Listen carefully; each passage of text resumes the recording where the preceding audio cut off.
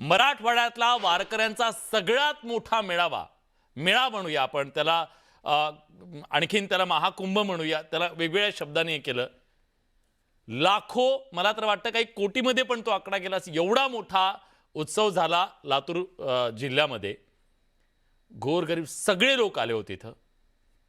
पण त्या सगळ्यामध्ये जी कोट्यवधी रुपये सामान्य माणसानं दिले, ते सगळे पैसे घेऊन हा जो पिस्तुल्या महाराज दिसतो ना आता बाजूला, तो जो पिस्तुल्या दिसतो तो पळून गेला, अशा प्रकारचा आरोप आहे. आयोजक आपल्या सोबत आहेत. काय नेमकं म्हणणं आहे तुमचं, सांगा. महाराष्ट्राला काय घडलंय? रामकृष्ण हरी. रामकृष्ण हरी. 22 फेब्रुवारी 2026 ते 2 मार्च 2026 या दरम्यान लातूर जिल्ह्यामध्ये जो महोत्सव झाला,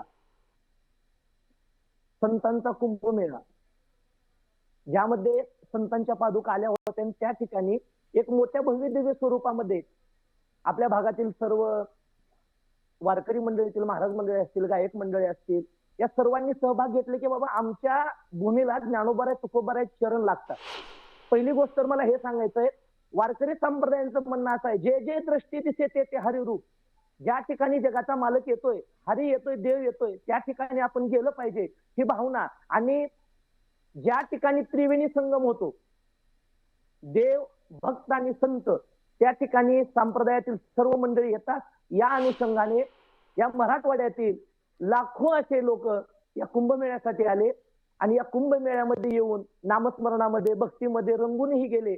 आणि त्यांनी ज्यावेळेस हा सोहळा पाहिला, किती पैसे जमले महाराज? आपण मुद्द्यावर येऊ. मी सांगितलं ते सगळं. किती पैसे जमले, काय झालं पैशांचं सांगा, गौड बंगाल. आणि आपण महाराष्ट्राला सांगूया, ते जे पिस्तूलवाले महाराज आहेत ना, ते प्रकटलेले आहेत 2 महिन्याच्या नंतर आपल्या या बडे मुद्द्यामध्ये. हा, प्लीज तुम्ही बोला, काय घडलं सांगा. आक्षेप काय तुमचा सगळ्या आयोजकांचा? 5.25 कोटी ते 5.5 कोटी रुपयाची निधी जमलेली होती. त्याच्यापैकी 2 कोटी 3 लाख ते 2.5 लाखाच्या आसपास त्याचा खर्च आहे त्या सोहळ्याचा. पण बाकीचे राहिले तेवढे काही पैसे आहेत, ते आता त्यांच्या डोक्यावरची टोपी आहे, बुका आहे आणि पांढरा ड्रेस आहे, त्यामुळे आम्ही त्यांना महाराजच म्हणणार. आदरणीय आमचे किशोर महाराज आता जॉईन पण झालेले, ज्या अनुषंगाने हा संपूर्ण हिशोब जमला, हे पैसे सगळे जमले. संपूर्ण पैसे ज्यावेळेस महाराज घेऊन गेले, ते जात असताना सांगितलं की बाबा आपण हिशोब 5 दिवसामध्ये देऊन टाकू. पण 5 दिवसानंतर महाराज आले नाहीत. आकडे भयांच्या ऑफिसला सगळी मंडळी बसून राहिली, महाराज आले नाहीत. 8 दिवस गेले. आदरणीय बाबा महाराजांना नाणे अध्यक्ष केलं, त्या बाबांनाही काही त्याचं काही सांगितलं नाही, कसं काय होतंय, कुठं काय होतंय. पहिली गोष्ट त्यांनी सांगितलं होतं की आम्ही ट्रस्ट केलेली आहे आणि त्या ट्रस्टीमध्ये जे वारकरी संप्रदायातील महाराज मंडळी त्या नावे घेतलेले होते, पण ट्रस्ट यांनी अजिबात केली नाही. आम्हाला फक्त विश्वासात घेतलं आणि आम्ही होतो औसा तालुक्याकडे. विलासजी, मी तुम्हाला सांगू इच्छितो की त्यांनी प्रत्येक जेवढे काही महाराज मंडळी आहेत, त्या प्रत्येक महाराज मंडळींना काही तालुके वाटून दिले होते. त्याच्यापैकी आमच्याकडे औसा तालुका होता. या माणसामध्ये आम्ही औसा तालुक्यात फिरत असताना आमच्या निदर्शनास आलं, या माणसाबद्दल बऱ्याच जणांनी आम्हाला सांगितलं, पण एखादी माणूस जर चूक करत असेल तर तो परत परत चूक करल असं होऊ शकत नाही. आम्हाला विश्वास असा वाटला किंवा ज्याच्या जवळ ज्ञानोबाराय तुकोबारायचं नामस्मरण आहे, जो अगदी सगळ्याला सांगत शिकतो की मी कीर्तनाला गेले की 1ही रुपया घेत नाही, अगदी आनंदाने मी परमार्थ करतो, अशा सांगणाऱ्या व्यक्तीवरती आमचा विश्वास बसला नाही. लोकाला ठेवायला लावला आम्ही विश्वास, पण त्या विश्वासाला तडा जाईल असं आम्हाला वाटलं नव्हतं. पण यांनी निश्चितपणे आमच्या विश्वासाला सगळ्यांच्या तडा गेला.